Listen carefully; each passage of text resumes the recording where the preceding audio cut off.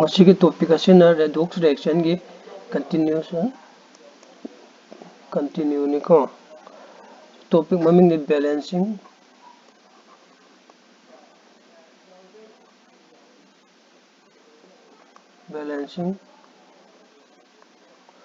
redox reaction balancing redox reaction two method like number one the ion electron method or natragana half electron method aina suko untuka number 2 dana oxidation number method. So next yengshiko first method anilera first is ion electron method aduga second sina oxidation number method.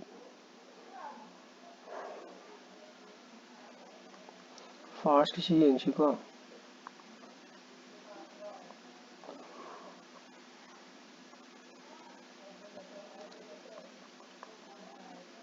ion electron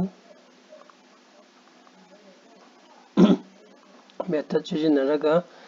karamaina balance hoge sini. So example ka loinana rule su punna iraga tawminasiko.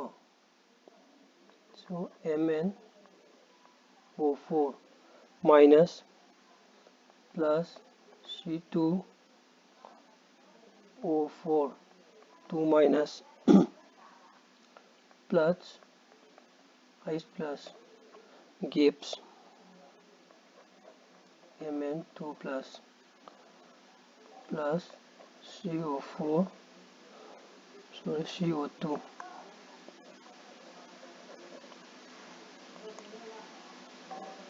CO2 plus water. Number 1 point akoina khangadabase asigi reaction se yauriba kaigumba ice plus oiro OH minus oiro water oiro karigumba yaurumba taragasu akoina makoise adum iraga sum lakadaba natte ko iraga dum leigadaba natte makoisidi automatically reaction gi aroibada masa mathanda thorakani ko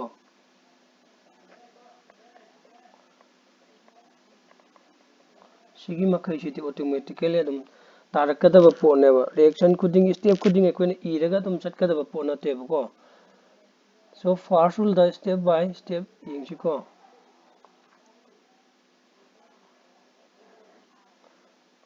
number 1 rule yengchiko rule number 1 the assign oxidation number of all elements की oxidation number assign to biyo ko. So first the queen element makai gi oxidation number assign to doini the queen huji assign to oxidation number je queen oxidation number kaya no khangdaba singa duni samna habada oxygen gi ama -2 ne khange ko hydrogen gi ama +1 ne khange odi hariba singa sigi di oxidation number queen assign to dasu yare khangdaba pot like Mn gumba sida Mn sidasu carbon sigi oxidation number assign to doini first sigi MnO4 the Mn gi oxidation number kaya no putoksi ko so putokodoriba oxidation number do Mn gi x laure eko plus oxygen gi kya charge puni hai oxygen gi -2 oxygen kaya yawi mari equal to into 4 equal to minus kya tarne -1. So this implies x minus 8 equal to -1. This implies x equal to kya 7. So Mn की oxidation number plus 7 तार यानी को सिद्धि Mn की oxidation number क्या तार नहीं plus 2 सिगी case तमु young को oxalate ion दा carbon की oxidation number क्या ना पुथो से सिद्धि को सिद्धा so पुथुक तो रे carbon तो oxidation number x नहीं लग रहा carbon क्या याओगे अनी so 2x plus oxygen की -2 oxygen क्या याओगे मरी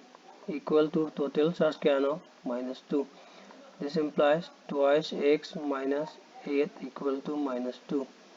this implies x equal to क्या था नहीं plus 3 so सी oxidation number plus 3 यानी को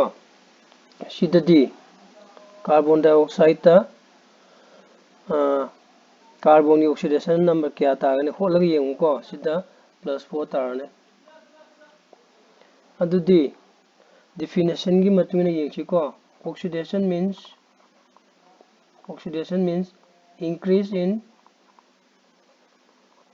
increase in oxidation number है बने and reduction means definition की मतलब में ना decrease in oxidation number I decrease to arrow ना होना denote होगे को अदुआ सीना oxidation number increase ना सुमाने denote होगे so oxidation means increase in oxidation number and reduction means decrease in oxidation number so सी खंगाबो मतु ना सिरी यंगा सी को Mn की सिरी oxidation number क्या नो सीधा plus 7 नहीं plus 7 सीधा क्या नो plus 2 so plus 7 दगी plus 2 यार को अदुगा अमु carbon सीधा plus 3 दगी plus 4 नहीं देखिए को so rule number 2 दगी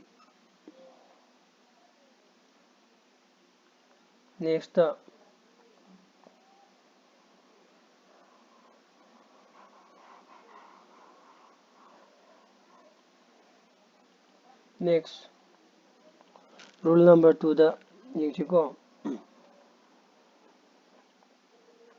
write oxidation half reaction and reduction half reaction सिगी oxidation half reaction अमदी reduction half reaction कमाइने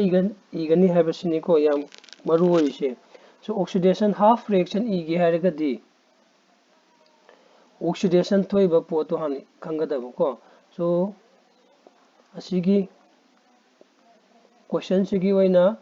may plus 7 दगी plus 2 दा decrease तौरे को औदे सिदा कई थोए सिदा सिगी manganese की केसिदा reduction थोए echo अदुगा carbon ददी plus 3 दगी plus 4 ni means increase in oxidation number ni so increase in oxidation number means oxidation so sidana oxidation थोए so next write oxidation half reaction reduction half reaction कमाई नहीं है को so oxidation half reaction reduction half reaction ई गेरगदी first oxidation half reaction is equal oxidation half reaction so oxidation half reaction ige haragadi oxidation thoiba poto left side ta leibana left side means aina reactant side puni ko left side hai se aduga right side hai sina product side puni so oxidation half reaction ige haragadi oxidation thoiba poto hana khangalo ko si carboxylate ka carbon dioxide ka oxidation thoe so left side ta leibana left side ta ibiro so left side ta kana lei C2O4 2 minus aduga right side ta leibana right side ta ibiro right side ta kana lei oxidation ani se thoi ko thoi ba pot ani se ibiro left side na left side ta right side ta ibiro yare ko aduga next nangna khangadaba ama oxidation means electron is on the right hand side oigadaba electron right hand side ta leigani haibanina electron hapiro ko sinang sida electron kaya leigani adudi कोना decide तौदोनी को हौजिक की ओइना electron rule की मतुंगिना oxidation half reaction इबा मतमदा लेफ्ट साइड ता लेबदुना लेफ्ट साइड ता इबिरो राइट साइड ता लेबदुना राइट साइड ता इबिरो अदुगा इलेक्ट्रॉन कदाय ता लेनी ऑक्सीडेशन ने ना राइट साइड ता लेगनेबा अदुना इलेक्ट्रॉन अमा हापिरे हापम थोपको नेक्स्ट ता ngसागी ऑक्सीडेशन नंबर तो इबिरो सिदा यारे को कार्बन की क्या नो सिदा सिदा ये से +3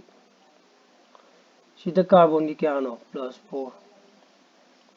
ये उनको सिदा +3 दगी +4 द लापने और ऑक्सीडेशन नंबर क्या इंक्रीज तौरे 1 अदुदा सिदा नोइने यामना सेक्शन गदब सिदा येंगोको सिगी +1 से सिगी डिफरेंस ऑफ 1 ऑक्सीडेशन नंबर से सिगी +1 ऑक्सीडेशन नंबर डिफरेंस से कार्बन अमगिनेबको अदुबु सिददी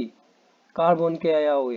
कार्बन अनि नि को सिदा अनि यावरे सिदा अनि यावरे अदि नंग सिदासु कार्बन सिसु एलिमेंट मा कैसि बैलेंस तौरमो को सो एलिमेंट बैलेंस तौगे तारदे आई सिदा 2 हाप दरकार होय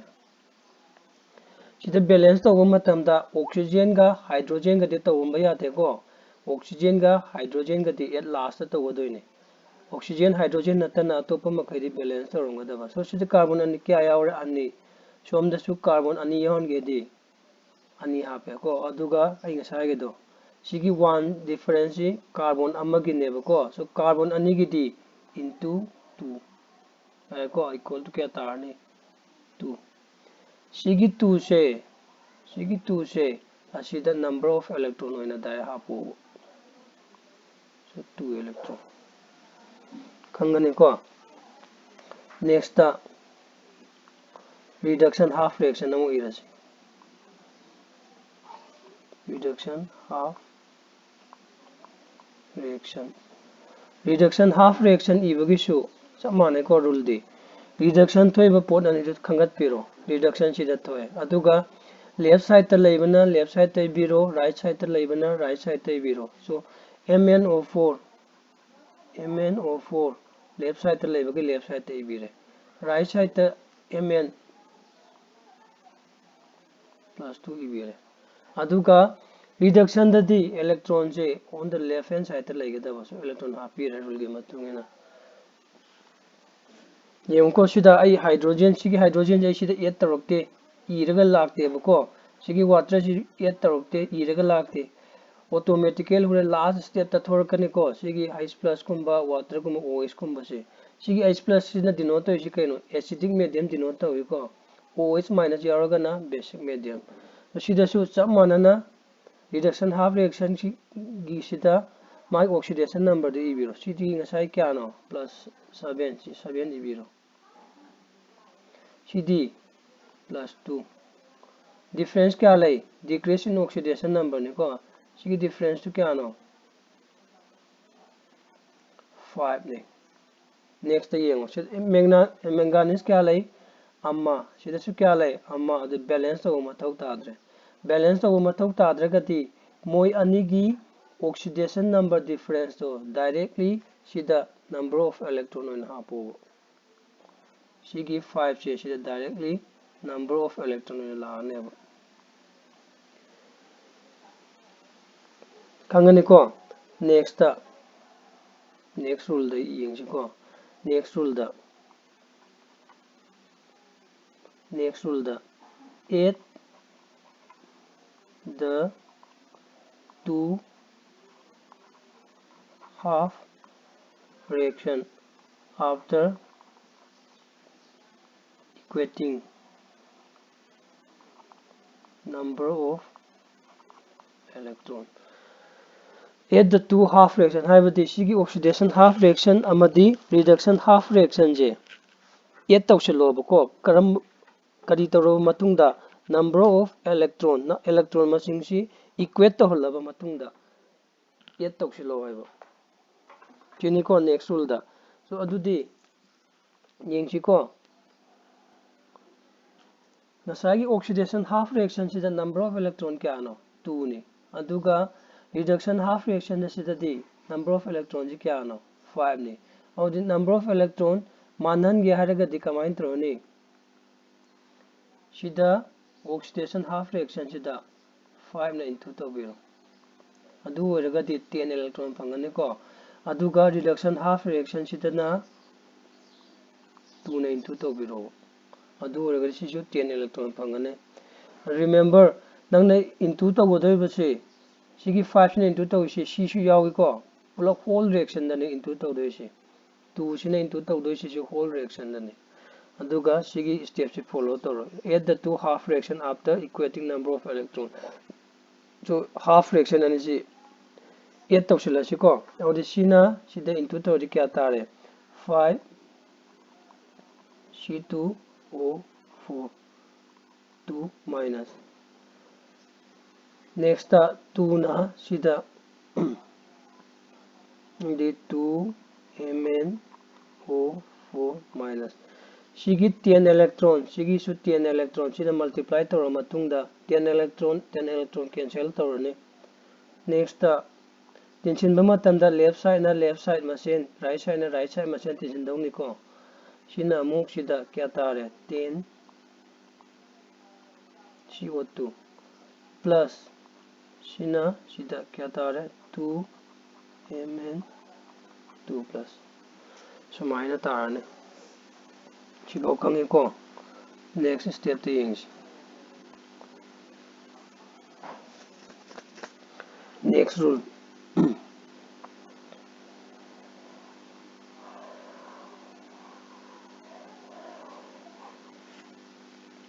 so next rule the balance all the elements other than hydrogen and oxygen balance all the element hydrogen ga oxygen ga natana atopa element ma kai di balance tawro ko yengsi ko carbon sida kya yaure 10 sida su kya yaure 10 means balance tawre manganese sida kya yaure ani so sida su kya yaure manganese ani yaure ko odi manganese su balance tawre next balance tawre ko next first oxygen han balance tawdoni ko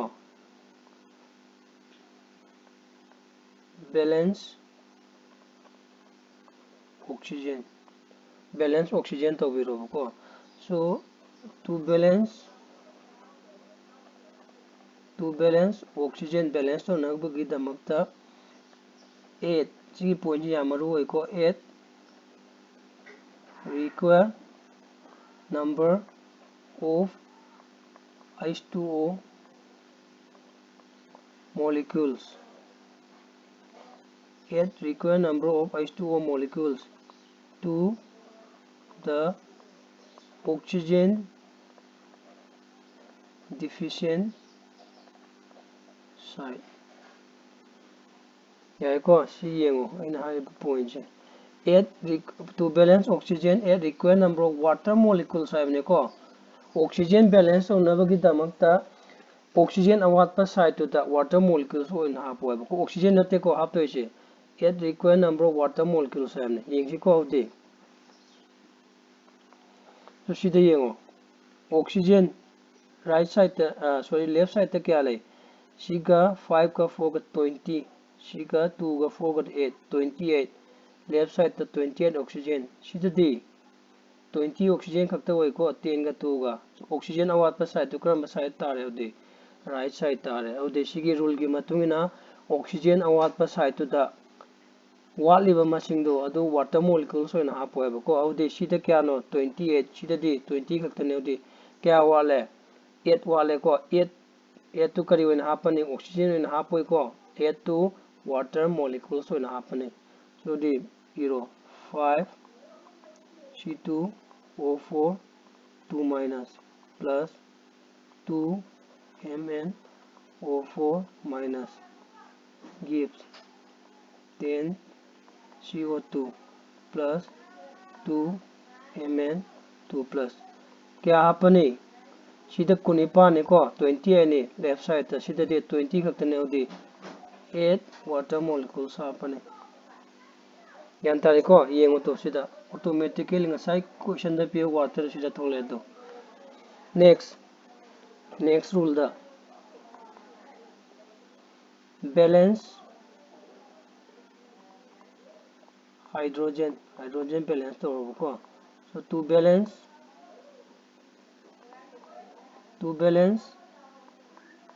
hydrogen 8 require number of H plus.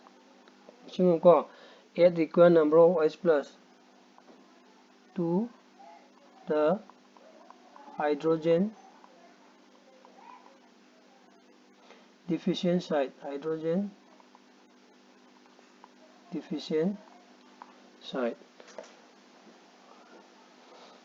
Ko to balance hydrogen balance to nabugi damakta hydrogen awatpa site to da H plus oina hapoeba. Yengsi ko de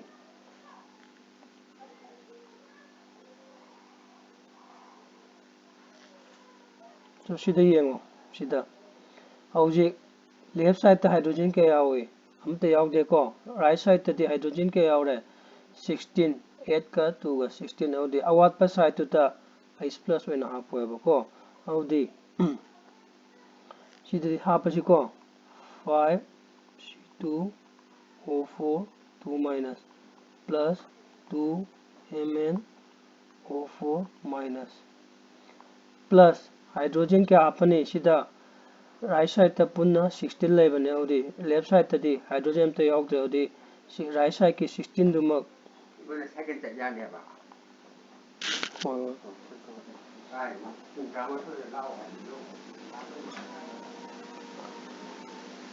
16 plus when आपने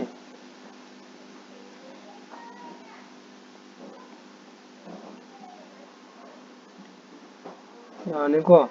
अवात hydrogen do 16 plus when आपने then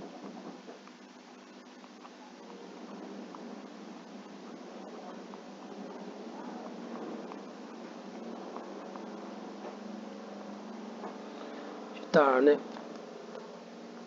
next rule da step by step follow tawdam ni ko adu edi live ni du natragadi yamna luna topane aduga tawriba process se rule ga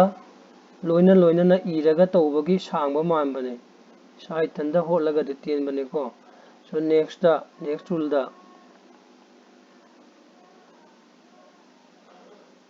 rule da ko equate the charge equator ko after balancing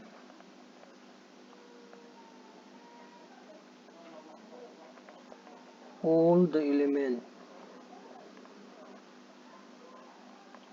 yexiko sida carbon kya awe tara balance tore manganese kya ani sisu ani balance tore hydrogen kya 16 sisu hydrogen 16 balance tore oxygen kya 20 28 siga 20 28 balance tore ko adudi equate the charge after balancing all the element havene charge balance kamai to yexiko so charge balance tore sidi 5 into minus 2 क्या तानी minus 10 plus 2 into minus 1 that is क्या minus 2 16 into plus 1 that is क्या तानी 16 और this क्या no minus 10 minus 12 plus 16 ko sorry minus 12 natte minus 2 होगा को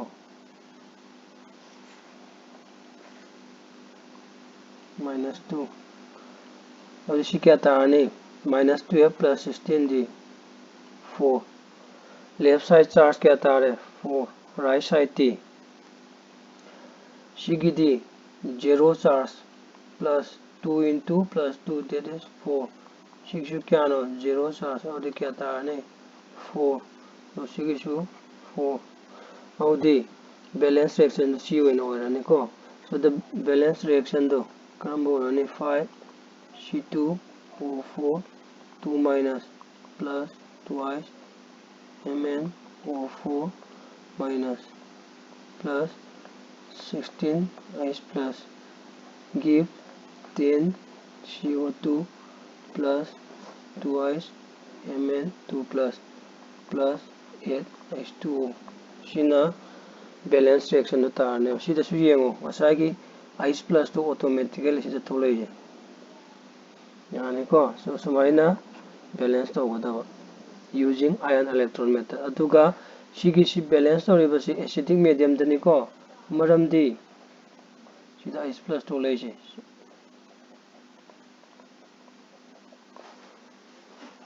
So to exercise the next class ta tawsi ko